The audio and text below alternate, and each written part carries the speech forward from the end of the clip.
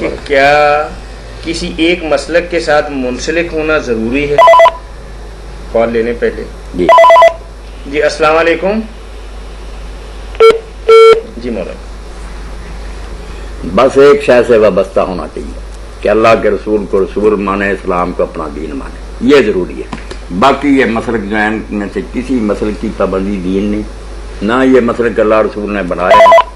ساری امت مانتی ہے کہ 4 صدیاں کوئی کسی امام کے نام سے نہیں. السلام علیکم.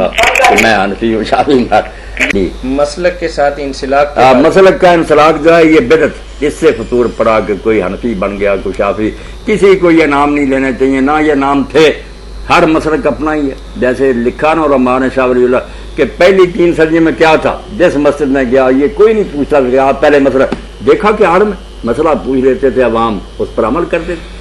اب بھی یہی ہونا چاہیے کہ آپ کہیں جائیں کوئی نہ پوچھیں کہ مسلک مولا پہلا بتائیں، آپ مسلک کو دفع کریں، اس سے کہیں آپ عالم ہیں ماشاء اللہ، ہمارے اسلام کے رہبر ہیں، آپ دین کی روشنی بتائیں کیا مسئلہ، جو بتائیں اس پر عمل کریں.